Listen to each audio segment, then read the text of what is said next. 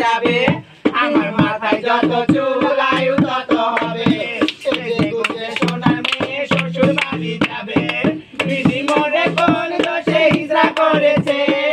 দিদি মনে কোন দোষে হিজড়া করেছে ডাক ঢোল নিয়ে তারা নাচতে এসেছে ও মা ডাক ঢোল নিয়ে তারা নাচতে এসেছে বলিও যে দিল